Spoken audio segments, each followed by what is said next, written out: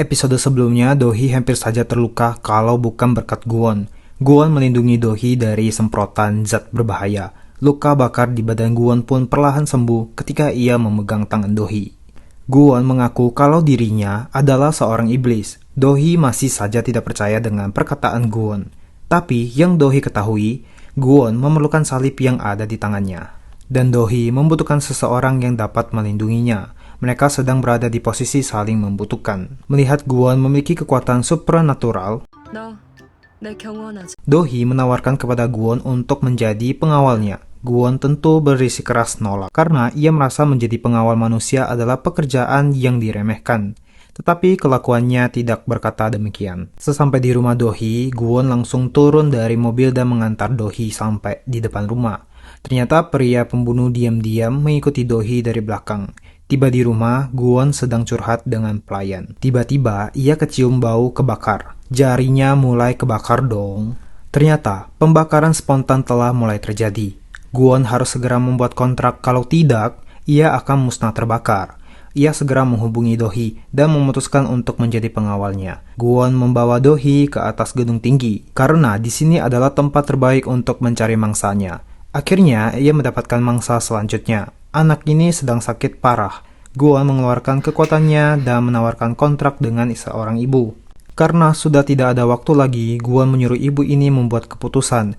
Dohee merasa Guwon terlalu memaksa. Harusnya Guwon memberikan waktu lagi untuk ibu ini memutuskannya. Guwon hanyalah ingin cepat-cepat menyelesaikan penandatanganan kontrak. Kemudian Dohee melihat tangan Guwon perlahan terbakar. Dohee akhirnya sadar kalau Guwon akan musnah terbakar kalau tidak menyelesaikan kontrak.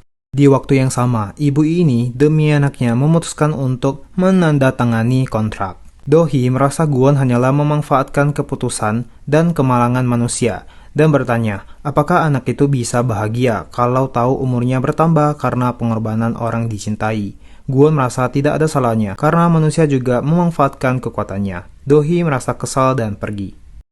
Guwon sedang menikmati kuenya sepulang rumah. Pelayan bantu selidiki hari Guwon dan Dohee jatuh ke laut itu, ada bulan purnama. Tandanya mesti lewat 1 bulan lagi, Guwon baru bisa mendapatkan salibnya kembali. Dohee dan Guwon linglung dengan percakapan tadi. Guwon kembali ke rumah sakit dan menghampiri anak yang diselamatkannya. Guwon bertanya, apa harapan si anak itu? Anak itu berharap orang tuanya tidak menderita dan sakit gara-gara dirinya.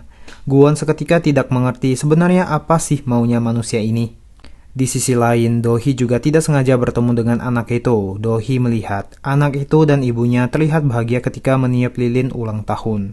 Dohee akhirnya mengerti seorang ibu bisa mengorbankan segala agar anaknya sehat. Di saat pulang, Guwon menghampiri Dohee dan memayunginya. Kedua akhirnya saling mengerti.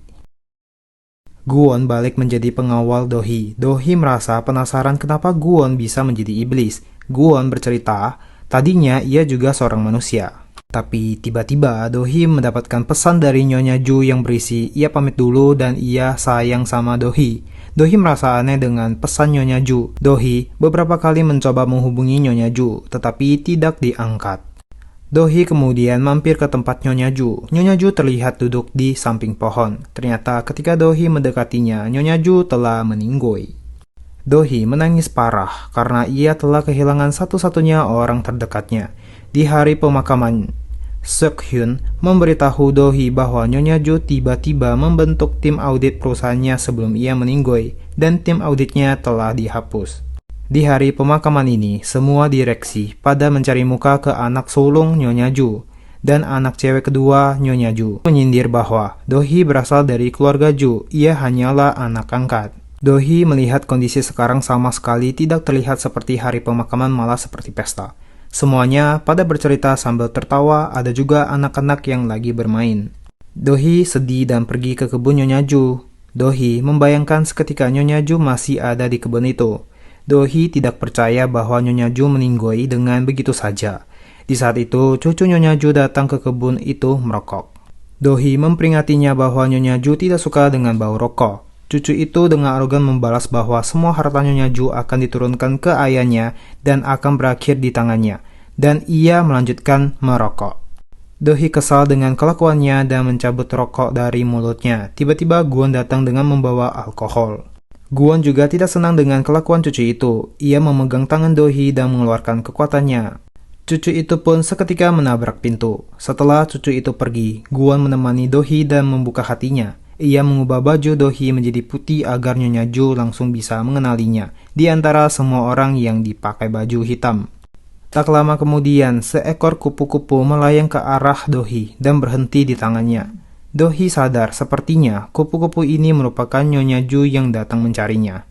Setelah itu, polisi mengumpulkan semua keluarga Nyonya Ju dan menyelidiki akibat Nyonya Ju meninggoy. Ternyata, menemukan Nyonya Ju mengonsumsi obat alergi di hari kematian. Do-hee langsung merasa ada yang janggal. Ia menggabungkan semua clue yang ia dapat. Nyonya Ju membentuk tim audit sebelum ia meninggoy, dan Nyonya Ju dibunuh agar menutupi info korupsi seseorang. Sebelumnya, setelah direksi keuangan mati mendadak, Nyonya Ju pernah memeriksa laporan keuangan perusahaan 10 tahun ke belakang. Nyonya Ju menemukan banyak kejanggalan di laporan keuangan. Dengan itu, Do-hee makin yakin bahwa Nyonya Ju mati karena dibunuh. Di sisi lain, keluarga Nyonya Ju malah memilih untuk menutup akibat kematian Nyonya demi menjaga saham perusahaan. Do-hee keluar dan memberitahu Nyonya Ju meninggoy karena dibunuh.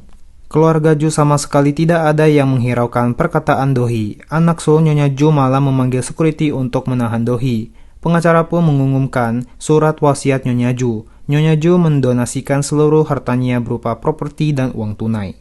Ya, namun saham dan hak kelola perusahaan diberikan kepada Do-hee dengan syarat Do-hee harus menikah dalam jangka waktu 1 tahun.